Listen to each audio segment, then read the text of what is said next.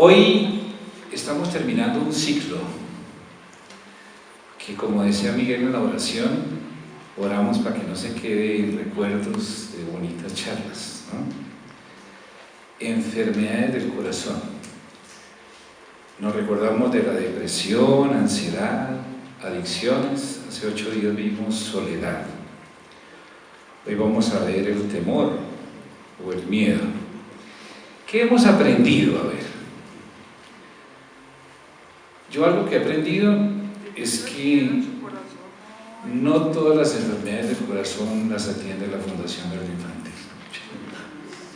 No puede, ¿cierto? Hay muchas que necesitamos colocarnos ante Dios, Él que conoce a la perfección y quiere que vivamos una emocionalidad sana. Es el propósito fundamental. Entonces, inicialmente quisiera hacer algunas claridades porque hay muchos miedos y hay muchos temores, tipos de miedos y temores. Por ejemplo, nos podemos recordar eso que nos causaba pavor en la infancia. ¿De qué se acuerda? De ir al odontólogo, por ejemplo, ese olorcito característico y ese olor bárbaro, ¿cierto? ¿Qué más le recuerda? Estar solos o solas, a otros la oscuridad, ¿cierto? El profesor o la profesora de eso. Bueno, eso le podemos llamar como ciertas fobias. De ese temor no vamos a hablar hoy, ¿de acuerdo? Y hay otro temor del que habla la Escritura, que es el temor reverente de Proverbios. Ese temor que es el principio del conocimiento y la sabiduría. Ese temor reverente que nos lo revela el Espíritu Santo para caminar en la voluntad del Señor, tampoco vamos a hablar de ese temor, ¿no? Hoy el temor o miedo del que vamos a hablar, de esa enfermedad del corazón, es ese que tienen ustedes en el bosquejo, y creo que está acá en la diapositiva. Es ese temor que tiene una habilidad increíble de paralizar nuestro potencial, de evitar que comencemos de nuevo o que no tengamos fe en nuestras propias vidas y lo que el Señor puede hacer con ellas. Es de este miedo que vamos a hablar. Y es que muchas veces cuando uno comparte que tiene miedo o temor, pareciera que fuera una reacción infantil o inmadura, ¿no? Y los que están al lado le dicen, oiga, bueno, corte con eso, ¿cierto? Supérelo. Cuando en realidad, si somos sinceros, todos, absolutamente todos, de manera franca o subterránea, tenemos una serie de temores o miedos que nos afectan. Y es tan cierto la presencia del miedo y el temor que eso hay muchas encuestas en el área académica, en el área social, etc. Yo resumí una de esas encuestas, tanto en el medio latinoamericano como europeo, y muestran las 10 causas más frecuentes a las que la gente le tiene temor o miedo. Adivinen cuál es la primera. A la muerte. Segundo, a la soledad. Tercero, a la enfermedad. Cuarto, pérdida de un ser querido. Y escúchenme, el quinto, a enamorarse. Al futuro, a fracasar. Al cambio, a la crítica y a no cumplir sus sueños. Si uno ve, y eso todavía se escapan muchas más, prácticamente no escapa un área de la vida sin que el miedo y el temor estén presentes. Incluso por ahí un director de cine, de una manera jocosa, tiene una frase que me pareció simpática, dijo que el miedo es mi compañero fiel. Jamás me he engañado para irse con otro. Realmente es tan cierto el miedo y el temor que uno puede ver expresiones y realidades en nosotros de muchas formas, ¿sí? Uno puede ver ese amigo o familiar cercano que uno puede decir, oiga, pero si él o ella pintaban súper bien, ¿cierto? Tenían todo para ser una persona exitosa y no lo terminó siendo. ¿Cuál es la verdadera causa de que muchas cosas no terminen ocurriendo en nuestras vidas? Muchas veces. ¿Qué hay detrás de esa relación que terminé yo abandonando y debería haber fortalecido y cautivado? O al contrario, ¿qué hay detrás de esa relación que yo propicié, dejé avanzar y hasta formalizar, a sabiendas que tenía mucho más dudas que certezas alrededor de esa relación? ¿Por qué, teniendo todas las cualidades y capacidades de ser bueno o buena en esto o aquello, no termino siéndolo? ¿Qué es eso que nos atrapa, que nos paraliza, que nos bloquea, que nos adormece? Y pasa el tiempo y, como dice el locutor, aquello nada, ¿cierto? El temor y el miedo muchas veces tienen la respuesta, si no total, parcial a esas realidades que vivimos, ¿cierto? Y es que debemos además reconocer que el miedo o el temor vienen disfrazados muchas veces de muchas formas, vienen disfrazadito. Y uno ve la persona impenetrable, ¿cierto? Esa que escasamente se deja saludar. Y como que uno no puede entrar más. Ahí muchas veces está disfrazado el miedo. O aquella otra persona que no habla sino de ella, ¿cierto? Mis metas, mis problemas, mi necesidad, mi y mi. Ahí hay mucho de miedo, ¿no? O muchas personas que venimos a la iglesia y creemos que no hay necesidad de compartir mis batallas y mis luchas. Entonces yo solo puedo, ¿de acuerdo? Y no nos damos cuenta que el llamado que nos hace el Señor y la comunión son inseparables. Los necesitamos. Solos podemos, pero no debemos dar la batalla, porque nos vamos a llenar de más temores. O cuando la religiosidad nos domina, y vemos la iglesia es como eso, el centro religioso para venir el domingo, y fiestas de guardar, como decíamos antes, ¿cierto? Y no lo vemos como el sitio donde la vida tuya y mía puede ser restaurada. Pudiéramos explorar muchísimas formas más complejas donde se puede esconder el temor, como por ejemplo la codependencia, ¿cierto? Esa forma donde de una manera entre comillas responsable me apego al otro y termina siendo nocivo en las vidas. El propósito de esta exposición entonces no es tan ambicioso de entender y abarcar todas las formas en que podemos expresar o estar escondiendo nuestros temores, pero el propósito sí es hacernos conscientes de que el temor y el miedo son una realidad ineludible y que influye y marca nuestras vidas. Entonces, la tesis que hoy quiero proponerles desde la palabra es que lo que explica casi siempre, por no decir siempre, nuestros miedos y temores es el temor a amar. Ese miedo es el que nos llena de temores y miedos en todas las áreas de nuestra vida. Porque creo que muchos necesitamos entender muy bien qué significa el amor, como Dios lo ve, no como el mundo lo ve, escasamente un buen sentimiento. Nos quedamos con ese concepto superficial.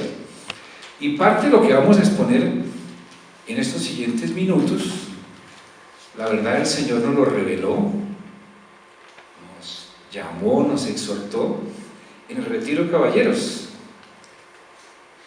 a amar como Jesús amó, no a nuestro estilo, porque ahí está encerrado mucho del futuro de tu vida y la liberación de tus temores y tus miedos, y está el futuro de la vida y permanencia de la iglesia en el mundo.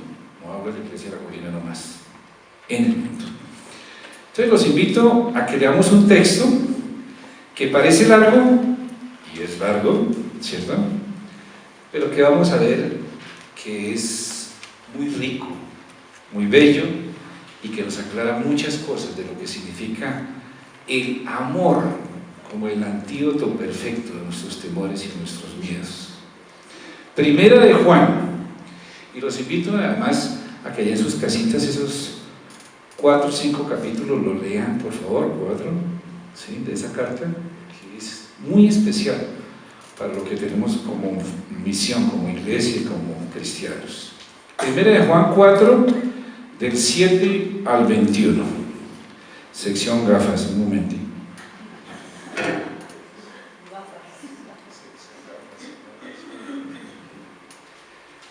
Queridos hermanos, los que quieran acompañarme en voz alta, lo importante es que estemos todos conectados.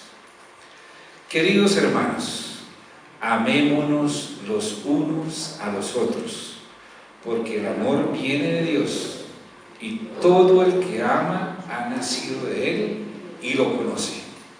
El que no ama no conoce a Dios, porque Dios es amor. Así manifestó Dios su amor entre nosotros, en que envió a su Hijo unigénito al mundo para que vivamos por medio de Él.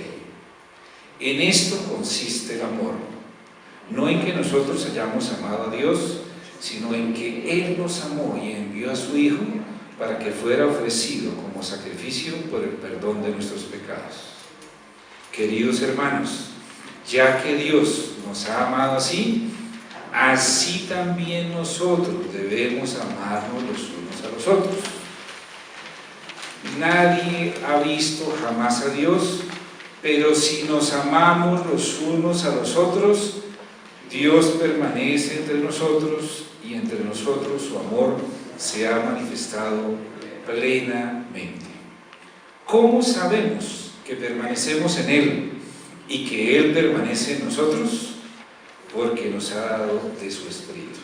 Y nosotros hemos visto y declaramos que el Padre envió a su Hijo para ser el Salvador del mundo. Si alguien reconoce que Jesús es el Hijo de Dios, Dios permanece en Él y Él en Dios. Y nosotros hemos llegado a saber y creer que Dios nos ama. Dios es amor. El que permanece en amor, permanece en Dios y Dios en Él. Ese amor se manifiesta plenamente entre nosotros para que el día del juicio comparezcamos con toda confianza.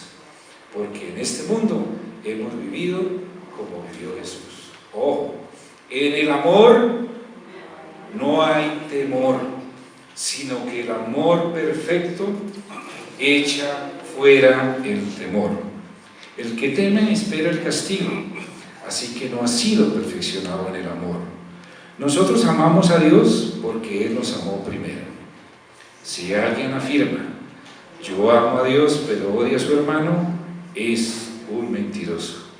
Pues el que no ama a su hermano, a quien ha visto, no puede amar a Dios, a quien no ha visto. Y Él nos ha dado este mandamiento: el que ama a Dios, ame también a su hermano. Recontundente, ¿cierto? En esta carta 34 veces aparece el término amor. Y en este segmento que leímos, 27. Comienza, versículo 7, hermanos, amémonos unos a otros, porque el amor es de Dios, y todo el que ama es nacido de Dios y conoce a Dios. ¿De acuerdo? ¿Y cómo termina? Este mandamiento tenemos en él: el que ama a Dios, que ame también a su hermano. Es decir, el amor a Dios y el amor al hermano son absolutamente interdependientes, ¿sí? No se pueden excluir el uno del otro. Y entre el comienzo y el final está toda la sustentación que el apóstol nos da acerca de esta aseveración. Y después del término amor, que es el énfasis de este texto, el otro término que hace muchísimo énfasis, además de la presencia de Dios, es el permanecer, ¿cierto? Él en nosotros y nosotros en Él, ¿cierto? Ese permanecer es definitivo, ¿de acuerdo? Y si uno lee la carta de Juan, primera carta de Juan, hay ese énfasis especial, ¿no? El que ama como Dios amó, ¿qué garantiza? Que Él permanece en nosotros y nosotros en Él. Y si uno ve en los capítulos anteriores, lo mismo. Si estamos en la luz, si andamos en la luz, Él permanece en nosotros y nosotros en Él.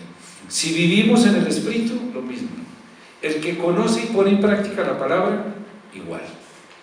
Él permanece en nosotros y nosotros en Él. Allí, queridos hermanos y hermanas, está sintetizada la clave para que la iglesia de este mundo realmente sea poderosa, impacte y crezca. Y ojo, ¿qué pasa si no permanecemos? ¿Qué nos pasa? ¿Qué sería lo contrario para ustedes? Desaparecemos, ¿cierto? El sello para permanecer y no desaparecer de la historia, del corazón y la mente de una sociedad es amarnos, pero no amarnos a nuestro estilo, sino amar como Jesús, como Dios nos amó. ¿De acuerdo? Hay muchas, ya vemos otras comunidades, sobre todo a nivel de Europa, que se dan ínfulas, lo llamaría de esa manera, de llamarse poscristianos. Y creo que parte de la respuesta de que se llamen así es porque no amaron como Jesús los amó. Y ese es el reto que tenemos nosotros para Latinoamérica, y para nuestra Colombia, para nuestra Bogotá, para Colina. Amar como Jesús amó, no en los tiempitos libres, cuando tenga tiempo, que a veces nos pasa mucho así. ¿Cómo nos amó Dios a nosotros? Entonces, versículo 9 dice: en que envió a su Hijo al mundo para que vivamos por medio de Él. Y dice el texto exactamente que se manifestó en esto. El amor se manifiesta, se expresa. Es una decisión, no una emoción, ¿cierto? O únicamente solo emoción. Implica decisiones, sacrificio, intencionalidad. En esta misma carta, en el capítulo 3, versículo 18, nos dice Juan: no amemos de palabra ni de labios para afuera, sino con hechos y de verdad. Porque muchas veces nos quedamos en eso, ¿no? Ay, es que yo amo esta iglesia de la Colina, increíble, pero no tengo tiempo para nadie ni para nada. Eso no es amor. Yo amo a mi hijo entrañablemente, pero no tengo tiempo para él, que además es el discurso muy común hoy en día. Cuando el amor al dinero y el Dios de este mundo, que se vuelve el dinero, hace normal que las parejas a trabajar, súper responsables, que los chinos pagan a ellos de los 6 meses, eso que no hay problema. Y eso se nos volvió normal, porque estamos entendiendo el amor superficialmente. ¿Y en qué consiste el amor? Versículo 10. No en que nosotros amamos a Dios, sino en que Él nos amó primero y envió a su Hijo como sacrificio para el perdón de nuestros pecados. El amor consiste en amar como Él amó. Eso es lo que nos garantiza la permanencia de nosotros en Él y de Él en nosotros. Entonces pudiéramos sintetizar a este momento ese nuevo mandamiento del que habla Juan, ¿no? No es solo ámense unos a otros, que suena muy chévere, sino que además dice que debemos amarnos como Él nos amó. No es con nuestras fuerzas, sino terminamos recansados. No es con nuestra limitación, o si no vamos a amar por logros. ¿Este se portó bien? ¿Se portó mal? ¿Cierto? No, es con el amor de Dios. Si el amor de Dios está en nosotros, todo absolutamente cambia. Es duro, pero tenemos el poder. No es que lo podemos tener, no es que lo tenemos, el poder de su Espíritu, ¿cierto? Si así nos amó Dios, versículo 11, nos debemos amar unos a otros. Y esta es la evidencia de que Dios permanece en nosotros y su amor se perfecciona en nosotros. Ahorita que hablamos un poquito de cómo es que se perfecciona el amor, que la misma carta nos lo aclara, ¿de acuerdo? Ahora, ¿cómo ocurre todo eso de que sabemos que permanecemos en Él y Él en nosotros? Ahí nos lo muestra el texto que leímos. Porque se nos ha dado su Espíritu y Él nos revela si estamos haciendo y obedeciendo su voluntad. ¿De acuerdo? Versículo 18. Entonces allí esa revelación importante frente al temor. En el amor no hay temor, sino que el perfecto amor echa fuera el temor. ¿En qué se manifiesta? En 1 Juan 2:5 dice: en cambio el amor de Dios se manifiesta plenamente en la vida del que obedece su palabra. De este modo sabemos que estamos unidos a Él. Así es que se perfecciona el amor en cada uno de nosotros, ¿cierto? En si obedecemos su palabra, si conocemos la palabra, la obedecemos, la vivimos, no solo la entendemos. Nos parece rico, llegó la prédica, el retiro, uy, Dios me habló, y seguimos igual. ¿Qué hay detrás de esa parálisis? De haber oído algo que nos impactó y no llevarlo a la práctica. Miedo, tenemos miedo de amar. Nos da miedo, porque hay que hacer renuncias, ya lo vamos a ver enseguida. El que guarda su palabra, en él verdaderamente el amor de Dios se perfecciona. Y en eso sabemos que estamos en Él. El amor echa fuera el temor y nos enfoca en conocer y guardar su palabra. Al crecer en el amor de Dios, comienza a llevarnos a pensar mucho más en el otro y no en nosotros. La palabra creo que muestra que muchos, si no casi todos nuestros temores vienen fruto de enfocarnos en nosotros mismos como el principal propósito de vida. Cuando tomamos esa ruta de enfocarnos en preocuparnos principalmente y casi únicamente en nosotros, terminamos amando al mundo. Y eso nos va a llenar de temores y nos aleja del amor de Dios. Y esa es la distracción. Ahí mismo en esa carta, en 1 de Juan 2, 15, 17, cuando enfocamos nuestra vida es en nosotros, no más. Nos vamos a enfocar en las cosas del mundo. Y Juan nos dice: no amen al mundo ni nada de lo que hay en él. Si alguien ama al mundo, no tiene el amor del Padre. De todo lo que hemos estado hablando. Si alguien ama al mundo, no tiene el amor del Padre. Porque nada de lo que hay en el mundo, los malos deseos del cuerpo, la codicia de los ojos, la arrogancia de la vida, proviene del Padre, sino del mundo. El mundo se acaba con sus malos deseos, pero el que hace la voluntad de Dios permanece para siempre. ¿A qué le vamos a apostar en nuestras vidas? Entonces la pregunta aquí es, ¿por qué nos da miedo amar? ¿Por qué creen ustedes que nos da miedo amar? Porque amar cuesta, ¿cierto? Exige renuncias.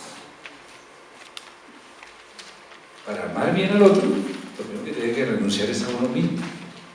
O si no, no vamos a poder amar. Pero eso lo vamos a hacer con el poder del Espíritu.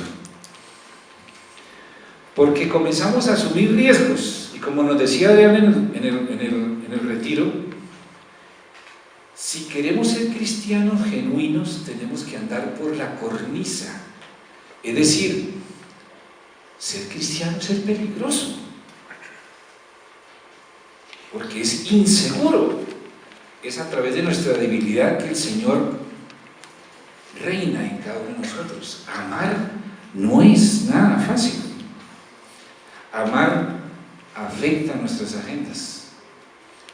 Pues yo he tenido el privilegio de andar con los caballeros ya en estos últimos años y por ejemplo, martes pasado hicimos la presentación, oiga, qué chévere, se querían una manchera, pero esas agendas de nosotros son un desastre. Puras intenciones que damos, porque reocupados a toda hora.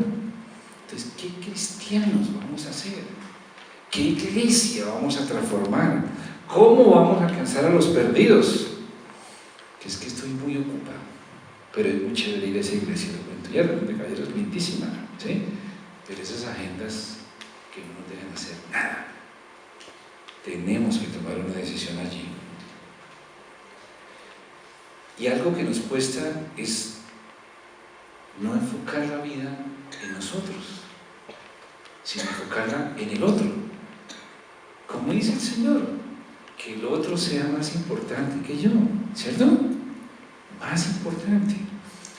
El Señor habla de la fe, la esperanza y el amor, ¿de acuerdo? Pero ¿cuál es más importante? Si no hay amor, no hay nada, ¿cierto? O sea, es la prueba máxima de nuestra fe. Y es que eso no queda solo para el círculo de la iglesia. El mundo ya toma una serie de decisiones porque entiende solamente el amor de una manera superficial. ¿Cuántos jóvenes de hoy en día, mucho la tendencia que estamos viendo es al no compromiso, ¿cierto? Pues normalmente celebramos un matrimonio, pero ahora lo recelebramos, Dios mío, porque eso casi nadie se quiere casar. Miedo a amar, ¿cierto? O vamos y vivimos, ahí como hacen ahora, amigos con derechos, pero lo importante es que no tengamos hijos, ¿cierto? Miedo a amar, porque están creyendo al amor del mundo. Hermanos y hermanas, si tú amas lo que haces y ese amor lo ha puesto el Señor, no hay poder humano que frene lo que quieras hacer. Lo que pasa es que nos dejamos distraer porque vivimos con el mundo, ¿cierto? Si tú crees en el matrimonio, amo a mi pareja con el amor del Señor, pues seguro que va a haber dificultades. El Señor no nos dice que no va a haber dificultades, batallas, tropiezos, pero siempre saldremos. Anhelamos que nuestra iglesia, la iglesia, sea poderosa, crezca e impacte a una comunidad perdida y necesitada. Si no amamos, no va a pasar nada. Y tenemos que comenzar por nosotros.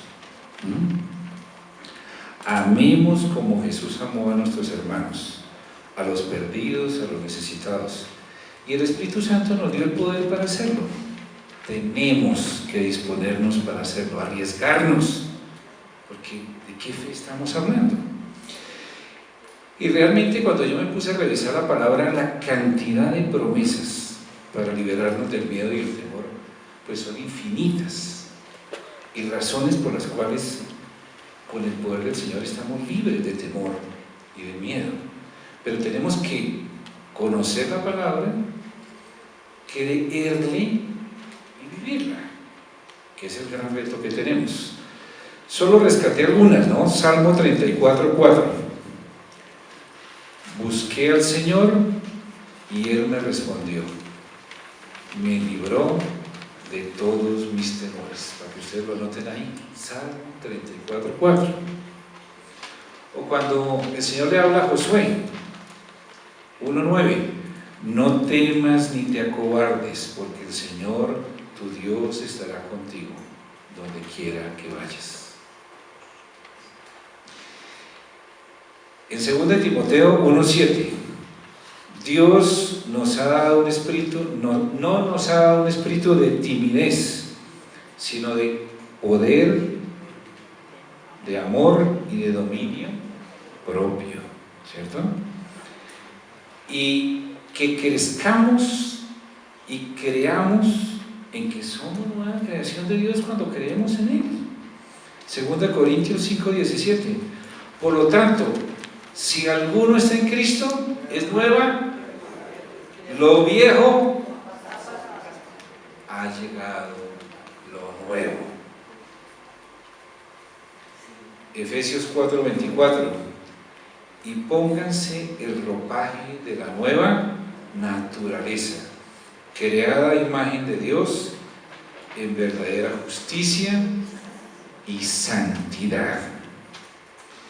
Yo sinteticé algunos pensamientos para llevarnos a la casa que creo que tienen en el bosquejo, fruto de lo que hemos hablado, y que nos ayude a liberarnos de nuestros miedos y temores. Enfoquemos nuestra vida en amar como Jesús amó, y les garantizo, no Darío Agudelo, que la palabra dice que nos liberará de todos nuestros temores y miedos. Miren, no dice que no los vamos a tener, nos liberará de eso, ¿de acuerdo? Primera reflexión, para terminar. El miedo crece y cada vez es más difícil de superarlo. Si lo consientes, si deja que te adormezca, crecerá. Haz lo que tienes que hacer según la voluntad de Dios. No tengas miedo, hazlo.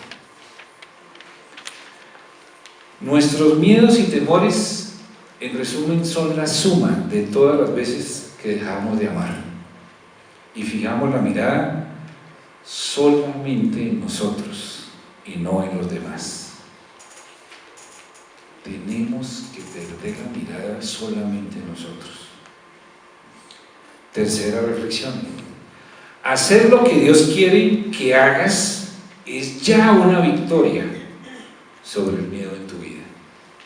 La obediencia libera y es una victoria sobre el miedo.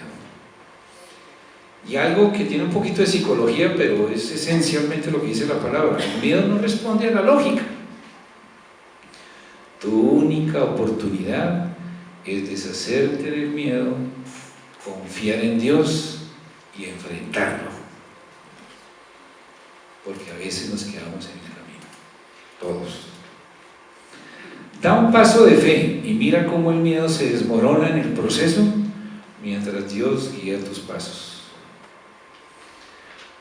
Una reflexión que me habló mucho a mí: tus temores revelan dónde no confías en Dios. Pues desde antes, pero leyendo este texto, sincera, de corazón, yo ya no tengo miedo a la muerte, pero en absoluto. Le tengo miedo a no dedicar mi vida a amar, para presentarme con confianza ante el Señor. Pero miedo aquí, si todos nos vamos a ir, ¿cierto? Lo importante es qué va a pasar y qué estamos haciendo acá. O lo que más me da miedo es la salud o la provisión. Allí estás teniendo temores, en esas áreas donde no confías. Y si vas a hacer un nuevo comienzo, porque esa es nuestra realidad, ¿cuántos levanten aquí los que no han fracasado, por favor? Levanten la manito. Eso no existe, hermano. Pero si vamos a hacer un nuevo comienzo, tenemos que enfrentar nuestros miedos. Y Dios, que conoce a la perfección nuestra emocionalidad, va a atender y nos va a liberar de los temores y los miedos.